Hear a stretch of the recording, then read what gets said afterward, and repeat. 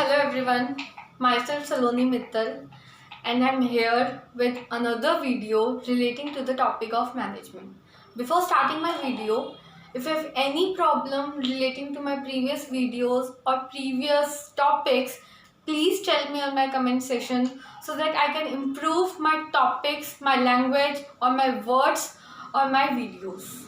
If there is any clarity problem or if there is any problem relating to my language, my topics, and if there any other problem, please share with me so that I can improve my language, my words, and its time duration also.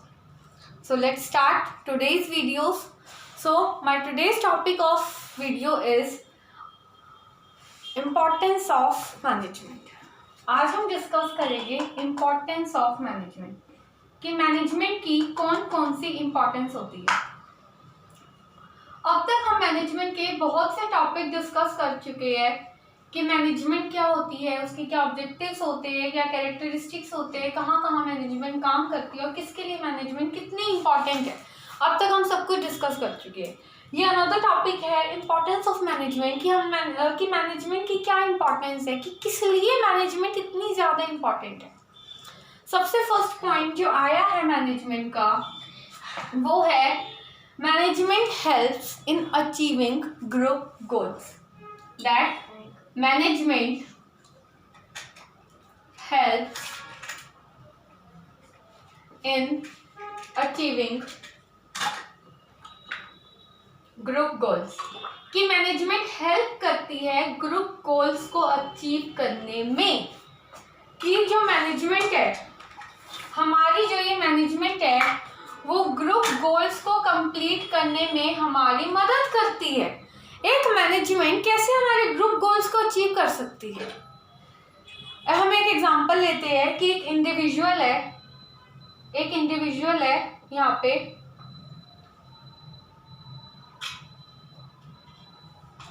और एक group है, ठीक है।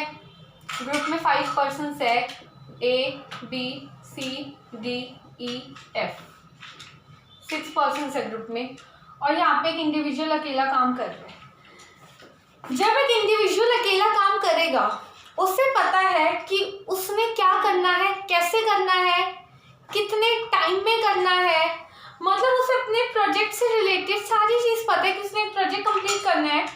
उसने अपना project का क्या objective रहेगा कि प्रोजेक्ट कैसे बनाना है, उसे ये भी पता है। उसे ये भी पता है कि उसने अपने प्रोजेक्ट को कितने टाइम में बनाना है या उसका प्रोजेक्ट कैसा होना चाहिए। उसे किसी से डिस्कस करने की नीड नहीं है।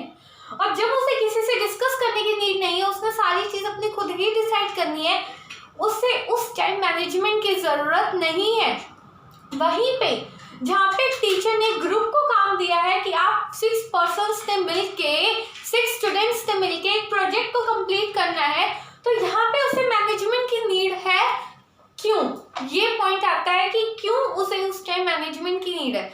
क्योंकि उसके ग्रुप में कितने पर्सन्स काम कर रहे हैं? 6 पर्सन्स काम कर रहे हैं। तो ये जो 6 स्टूडेंट्स काम कर रहे हैं सबके वे ऑफ थिंकिंग अलग है, मतलब सबका सोचने का तरीका। कोई ये सोचता है कि उसका प्रोजेक्ट बहुत अच्छा होना चाहिए, कोई ये सोचता है मीडियम लेवल का होना चाहिए, या कोई ये सोचता है कि हाँ ठीक ठीक होना चाहिए।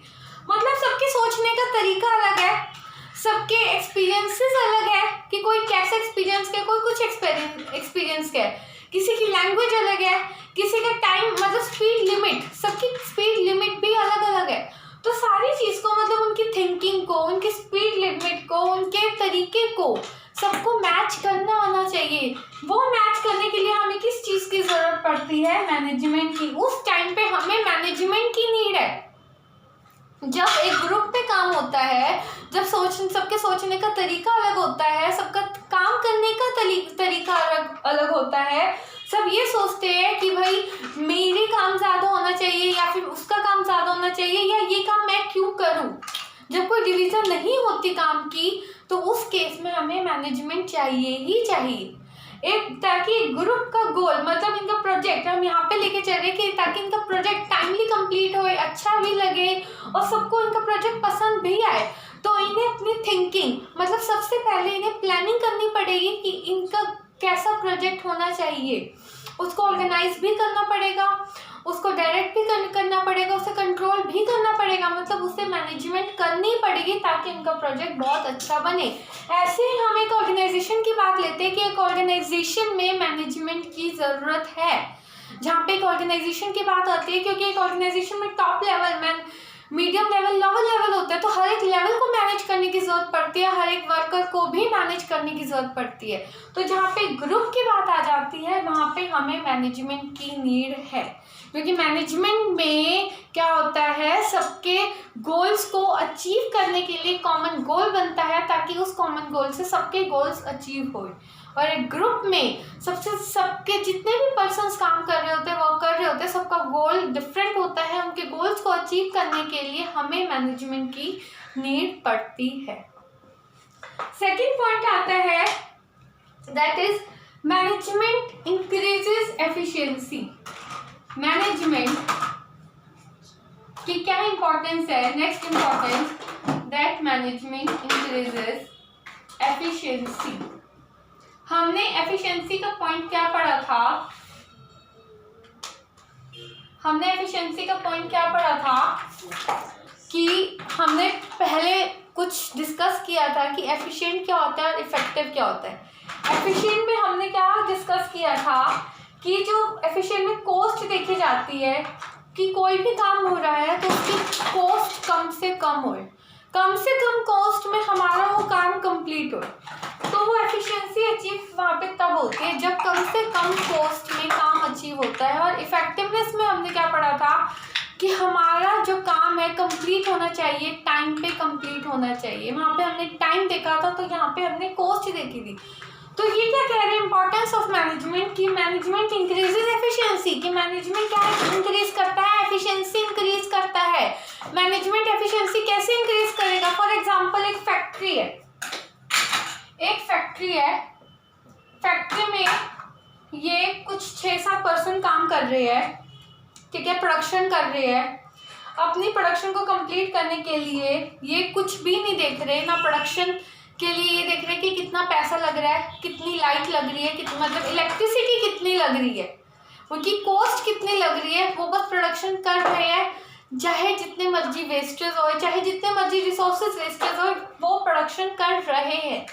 तो क्या इससे ऑर्गेनाइजेशन को प्रॉफिट होगा? कि जिस ऑर्गेनाइजेशन में वर्कर्स कॉस्ट को नहीं देख रहे कि वो प्रोडक्शन रेगुलर कर रहे हैं, वेस्टेज कर रहे हैं, रिसोर्सेज की इलेक्ट्रिसिटी वेस्ट कर रहे हैं, अपना टाइम भी उतना ही वेस्ट कर रहे हैं, तो क्या वो ऑर्गेनाइजेशन प्रॉफिट अर्न कर पाएगी? क्या उसका ऑब्जेक्टिव अर्न हो पाएगा? नहीं।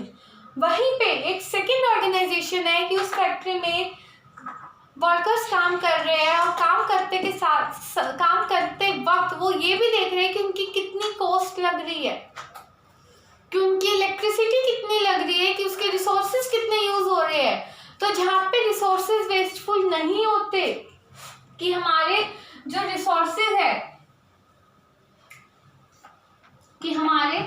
रिसोर्सेज है वो वेस्ट नहीं होने चाहिए, साथ के साथ इलेक्ट्रिसिटी वेस्ट नहीं होनी चाहिए, कि ना हमारे रिसोर्सेज वेस्ट हो रहे हैं, ना हमारी इलेक्ट्रिसिटी वेस्ट हो रही है, और जो हमारी कॉस्ट है वो मिनिमम से मिनिमम लग रही है।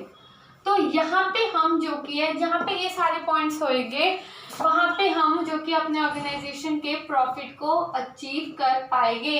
हम इस एरिया में हम अपने ऑर्गेनाइजेशन के प्रॉफिट को अचीव कर सकते हैं जहाँ पे हमारे रिसोर्सेज की वेस्टेज भी ना होए, इलेक्ट्रिसिटी की वेस्टेज ना होए, और रिसोर्सेज साथ ही साथ एफिशिएंट यूज़ हो, मतलब कम से कम रिसोर्सेज यूज़ होए, और हमारी जो कॉस्ट है जिससे कम से कम आएगी। और जहाँ पे ये सारे पॉइंट्स होंगे वहाँ पे जाके हम अपने प्रॉफिट, जो ऑर्गेनाइजेशन का प्रॉफिट है वो अचीव कर पाएंगे और हमारी एफिशिएंसी बढ़ेगी।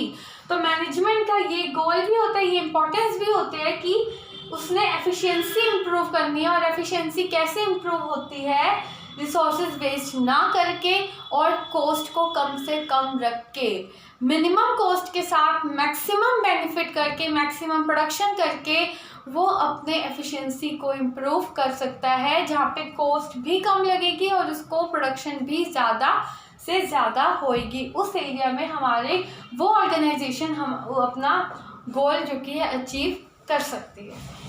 नेक्स्ट पॉइंट आता है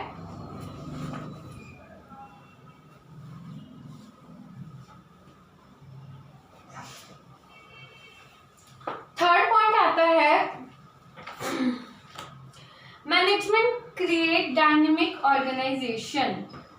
जो मैनेजमेंट है क्रिएट करता है डायनेमिक ऑर्गेनाइजेशन। डायनेमिक ऑर्गेनाइजेशन से क्या मतलब होता है? नेक्स्ट इंपॉर्टेंस का पॉइंट है कि जो मैनेजमेंट है क्रिएट करता है डायनेमिक ऑर्गेनाइजेशन। जो ऑर्गेनाइजेशन होती है डायनेमिक होती है, और ये चीज़ किससे हो सकती है? मैनेजमेंट से। एग्जाम्पल लेते हैं कि जो हमारी ऑर्गेनाइजेशन है वो एक एनवायरनमेंट में काम करती है, एक सोसाइटी में काम करती है, और जो वो एनवायरनमेंट है, एक ऑर्गेनाइजेशन एनवायरनमेंट में काम करती है, एक सोसाइटी में काम करती है, और जो एनवायरनमेंट है चेंज होता रहता है, चेंज होता रहता है। एनवायरनमेंट का नेचर कैसा होता है? चेंज होता रहता है। एनवायरनमेंट के बहुत से फैक्टर्स होते हैं, पॉलिटिकल फैक्टर्स होते हैं, ठीक है, सोशल फैक्टर्स होते हैं। एक एनवायरनमेंट के बहुत से फैक्टर्स होते हैं, पॉलिटिकल, सोशल, टेक्नोलॉजिकल। तो उस एनवायरनमेंट के हमें पता है बहुत से फैक्टर्स होते हैं जो चेंज होते रहते हैं। कभी टेक्नोलॉजी नहीं आती है, जो एक टेक्नोलॉजी है वो पुरानी हो जाती है। पॉलिटिकल इश्यूज, मतलब एक पॉलिसी चेंज होती रहती है, कभी कोई पॉलिसी चेंज होती है, कभी कोई पॉलिसी चेंज होती है। सोसाइटी में भी चेंजेस आते ही रहते हैं। तो जो ऑर्गेनाइजेशन है उस एनवायरनमेंट में काम कर रही है जहाँ पे बहुत सारे चेंजेस होते रहते हैं, क्या उस ऑर्गेनाइजेशन को चेंज की ज़रूरत है या नहीं है? एक एग्जांपल लेते हैं कि एक ऑर्गेनाइजेशन है काम करती है जहाँ पे टेक्नोलॉजी चेंज होगी, मतलब जो सॉफ्टवेयर वो ऑर्गेनाइजेशन बिल्ड कर रही है वो सॉफ्टवेयर अब आउटडेटेड हो गया, वो अब काम नहीं आएगा, वो किसी काम नहीं आएगा। तो क्या वो ऑर्गेनाइजेशन ग्रो कर पाएगी? नहीं, क्योंकि उसने उस सॉफ्टवेयर में वो चेंजेस नहीं लेके आई जो चेंज हुआ था एनवायरनमेंट में।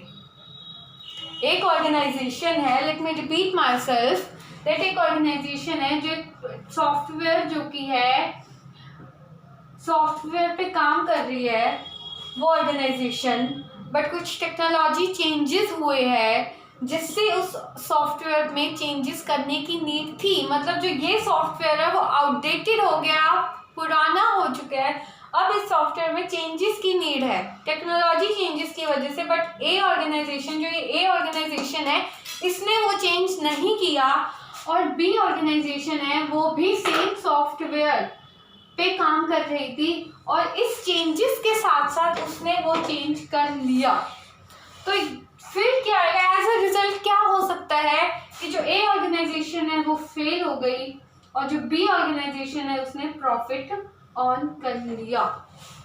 ए ऑर्गेनाइजेशन यहाँ पे फेल होगी क्योंकि उसने अपने सॉफ्टवेयर में चेंजेस नहीं किए, जो चेंजेस हुए थे वो उसने चेंज नहीं किए, और साथ के साथ बी ऑर्गेनाइजेशन में वो चेंज कर लिए जिसकी वजह से वो अपने ऑब्जेक्टिव को कंप्लीट कर पाई, अचीव कर पाई। तो मैनेजमेंट यही सिखाता है कि जिस ऑर्गेनाइजेशन, जिस एनवायरनमेंट में आप काम करते हो वो एनवायरनमेंट का नेचर बहुत ही डायनेमिक होता है, और उस डायनेमिक नेचर की वजह से ऑर्गेनाइजेशन में भी चेंजेस कंपल्सरी होते हैं। तो ऑर्गेनाइजेशन में चेंजेस, कुछ जो वर्कर्स होते हैं, एम्प्लॉयज़ होते हैं, रेजिस्ट करते हैं कि हम चेंज नहीं, कि हम जिस पॉलिसी से के अंदर काम कर रहे थे हम वैसे ही काम करना चाहते हैं, वो पॉलिसी चेंज ना करें। तो उस ऑर्गेनाइजेशन, जो वर्कर्स, जो एम्प्लॉयज़ रेजिस्ट कर रहे हैं, उसको मैनेज करने का काम भी मैनेजमेंट का होता है कि मैनेजमेंट इस तरह से काम करे कि जितने भी एम्प्लॉयज़ उस ऑर्गेनाइजेशन में काम कर रहे हैं वो उस चेंज को, जो भी चेंजेस होते हैं वो उसको अच्छे से अडेप्ट करें ताकि उनके ऑर्गेनाइजेशन के गोल को अचीव करने में हेल्पफुल हो। तो थर्ड पॉइंट हमारा यही था कि मैनेजमेंट क्रिएट डायनेमिक ऑर्गेनाइजेशन, की जो मैनेजमेंट है एक डायनेमिक ऑर्गेनाइजेशन क्रिएट करती है। इसका मतलब यही था कि एक ऑर्गेनाइजेशन जो है वो एक एनवायरनमेंट में काम करती है जिसका nature time to time change होना ही होता है। तो उस ऑर्गेनाइजेशन को भी टाइम टू टाइम अपने पॉलिसीज़, अपने मेथड्स चेंज करने ही पड़ते हैं, और उसके साथ साथ चेंज करने के लिए जो वर्कर्स इस चेंज को रेजिस्ट कर रहे हैं उसको मैनेज करने का काम भी मैनेजमेंट का ही होता है कि जो वर्कर्स को अच्छे से समझाए, इस तरह करे, इस तरह से मैनेज किया जाए कि वर्कर्स चेंजेस को हैप्पीली जो कि है एक्सेप्ट करें। ये पॉइंट है हमारा management create dynamic organisation. Next point आता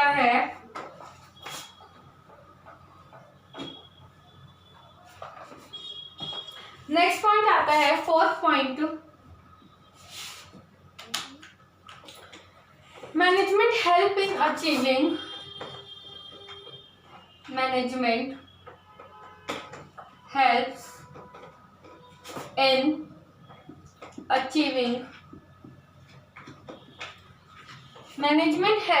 achieving personal objective. Personal objective को अचीव करने के लिए भी हमें क्या मदद करती है? मैनेजमेंट। मतलब जो पर्सनल ऑब्जेक्टिव होते हैं, पर्सनल ऑब्जेक्टिव को अचीव करने के लिए भी मैनेजमेंट की इम्पोर्टेंस है। पर्सनल ऑब्जेक्टिव, एक ऑर्गेनाइजेशन में बहुत से वर्कर्स काम करते हैं, A B C D E, बहुत से वर्कर्स या एम्प्लॉयज काम करते हैं, और जितने भी एम्प्लॉयज काम करते हैं सबका बिहेवियर अलग अलग होता होगा। सबका behaviour, way of thinking, way of doing work, सबका एक्सपीरियंस, सबका बैकग्राउंड, सबका अलग अलग होता है। और इसमें सबका जो कि ऑब्जेक्टिव भी अलग अलग होता है। सबका ऑब्जेक्टिव अलग अलग होता है। किसी का ऑब्जेक्टिव अर्निंग, किसी का ऑब्जेक्टिव वर्किंग, किसी का ऑब्जेक्टिव कुछ, किसी तक का तो कुछ। तो फिर भी वो हमारी ऑर्गेनाइजेशन में काम कर रहे हैं, हमारी ऑर्गेनाइजेशन के कॉमन गोल को अचीव करने के लिए, कॉमन ऑब्जेक्टिव को अचीव करने के लिए वो हमारी ऑर्गेनाइजेशन में काम कर रहे हैं। तो हमारी ऑर्गेनाइजेशन का ऑब्जेक्टिव इस तरह से होना चाहिए कि ऑर्गेनाइजेशन के गोल्स को अचीव करते करते उनका पर्सनल ऑब्जेक्टिव अचीव हो सके।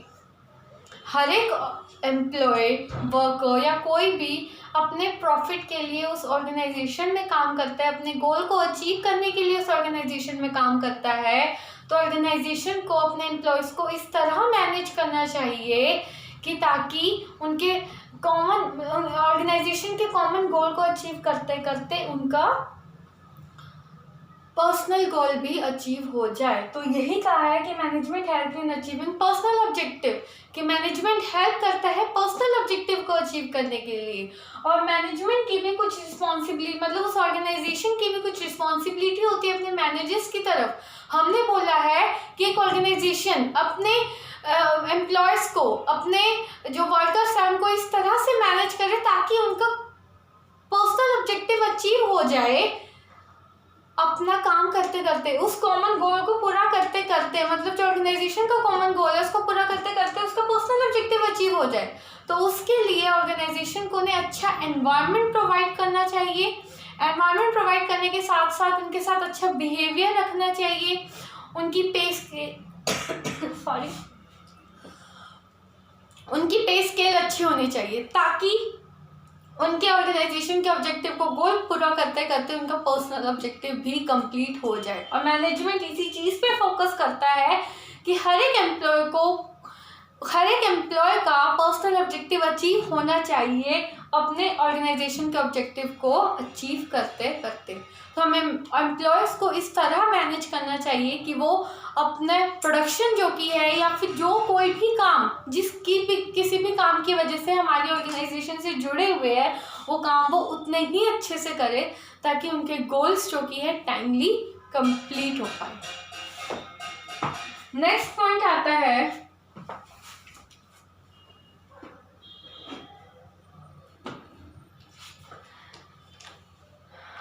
Fifth point is management helps in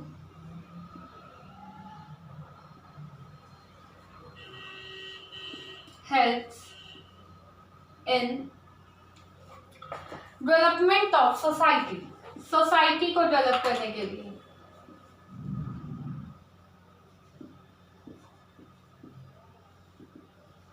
management help करता है सोसाइटी डेवलपमेंट में, सोशल डेवलपमेंट। हम ये पॉइंट पहले भी कर चुके हैं सोसाइटी से रिलेटेड। वही पॉइंट रिपीट होएंगे जो हमने लास्ट सेशन में किए थे कि एक ऑर्गेनाइजेशन है, वो एक सोसाइटी में काम करती है, तो उस ऑर्गेनाइजेशन का कुछ ना कुछ ड्यूटी या फिर कुछ रिस्पॉन्सिबिलिटीज़ होती है उस सोसाइटी की साइड पे जिस पे वो काम करती है, तब जाके उसके सोशल ऑब्जेक्टिव कंप्लीट हो पाएगी। और मैनेजमेंट जो कि हेल्प करती है एक सोसाइटी को डेवलप करने के लिए। तो उसके कौन कौन से ऑब्जेक्टिव रहते हैं, वही जो हम पहले डिस्कस कर चुके हैं कि जो एनवायरनमेंट है, जो वो प्रोडक्ट प्रोड्यूस करेंगे, जो प्रोडक्शन होएगी उस ऑर्गेनाइजेशन में, जो उस ऑर्गेनाइजेशन में जो प्रोडक्शन होएगी वो हार्मफुल प्रोडक्ट नहीं होनी चाहिए, प्रोडक्शन अच्छे होनी चाहिए, हार्मफुल प्रोडक्ट्स की प्रोडक्शन ना करें। कि कोई भी ऑर्गेनाइजेशन जिस सोसाइटी में काम कर रही है उस सोसाइटी में काम करते करते वो ऐसे प्रोडक्ट प्रोड्यूस ना करे जो सोसाइटी के लिए हार्मफुल रहते हैं। साथ ही साथ उस सोसाइटी में इकोनॉमिक फ्रेंडली एनवायरनमेंट होना चाहिए, economic friendly environment, good relationship होना चाहिए, सोसाइटी के साथ हर एक उसका अच्छा रिलेशनशिप होना चाहिए, तब जाके सोसाइटी की वेलफेयर हो पाएगी। और गुड रिलेशनशिप के साथ ही साथ उस सोसाइटी के स्टैंडर्ड्स को काम इंक्रीज करने में भी हेल्प करनी चाहिए, increase in standard of living, standard of living भी इंक्रीज होने चाहिए। ये सबको काम करने के लिए भी मैनेजमेंट की एक्टिविटीज़ ही इम्पोर्टेंट आती है कि मैनेजमेंट किस तरह से काम करती है ताकि जो ऑर्गेनाइजेशन है वो अपनी सोसाइटी के वेलफेयर को पूरा करने के लिए, सोशल ऑब्जेक्टिव्स को कंप्लीट करने के लिए अच्छे से वो काम कर रही है, मतलब अच्छे प्रोडक्ट बना रही है कि जिससे सोसाइटी को हार्मफुल नहीं होता, वो अच्छे से काम कर रही है, अच्छा एनवायरनमेंट प्रोवाइड कर रही है सबको, साथ ही साथ अच्छा रिलेशनशिप रख रही है सोसाइटी के साथ, और सोसाइटी के लिए एम्प्लॉयमेंट अपॉर्चुनिटीज़ भी वो क्रिएट कर रही है। एम्प्लॉयमेंट की सोसाइटी को एम्प्लॉयमेंट अपॉर्चुनिटीज प्रोवाइड कर रही है ताकि जो अनएम्प्लॉयमेंट है वो रिमूव हो पाए। अनएम्प्लॉयमेंट को रिमूव करना भी एक ऑर्गेनाइजेशन का एक सोशल ऑब्जेक्टिव रहता है। तो हमने कुछ 5 पॉइंट्स किए हैं इंपॉर्टेंस ऑफ मैनेजमेंट के। सबसे पहला हमने किया था management helps in achieving group goals. Management helps in achieve मतलब उसके ग्रुप गोल को कंप्लीट करने के लिए मैनेजमेंट वो करता है कि ग्रुप के लिए मैनेजमेंट की उतनी ही ज़रूरत होती है। एक इंडिविजुअल जब काम करता है तब हमें मैनेजमेंट की ज़रूरत नहीं पड़ती, बट ग्रुप के ऑब्जेक्टिव को कंप्लीट करने के लिए हमें मैनेजमेंट की नीड पड़ती है। सेकंड हमने पढ़ा था कि मैनेजमेंट जो कि एफिशिएंसी भी बढ़ाता है, कि कॉस्ट को कम रखता है। और कॉस्ट कैसे, जब हम proper planning, organising, staffing, directing ये सब अच्छे से करेंगे तब हमारी कॉस्ट कम होएगी, जिससे हमारी एफिशिएंसी इम्प्रूव होएगी। थर्ड पॉइंट हमने किया था management create dynamic organisation. Management जो कि है वो डायनेमिक ऑर्गेनाइजेशन क्रिएट करता है। डायनेमिक ऑर्गेनाइजेशन क्रिएट कैसे करता है कि एक जो मैनेजमेंट है मतलब एक ऐसे एनवायरनमेंट में काम करता रहता है, वो जो चेंज हो, जो ऑर्गेनाइजेशन ऐसे एनवायरनमेंट में काम करती है जो चेंज होता रहता है, तो उसको मैनेज करने के लिए भी हमें मैनेजमेंट की नीड पड़ती थी। फिर हमने किया था management help in achieving personal objective, कि जो उस ऑर्गेनाइजेशन से एम्प्लॉयज़ जुड़े हुए उनके ऑब्जेक्टिव को कंप्लीट करने के लिए भी मैनेजमेंट की ही नीड पड़ी है। और लास्ट हमने डिस्कस किया था मैनेजमेंट हेल्प करती है सोसाइटी के काम को डेवलप करने में, सोसाइटी को डेवलप करने में। जब उसे वो अच्छे प्रोडक्ट्स बना के देगी, उनके साथ अच्छे से बिहेव करेगी, साथ ही साथ उनके एम्प्लॉयज़ के साथ अच्छा काम करेगी। तो ये हमारे कुछ इम्पोर्टेंस थे, इम्पोर्टेंस ऑफ मैनेजमेंट। अगर इसमें कोई भी प्रॉब्लम आती है, डाउट आते हैं, तो please you can tell me on my comment session if you have any doubt regarding the importance of management, and please do subscribe, like and share my video so that maximum student can avail benefit of this. Thank you so much.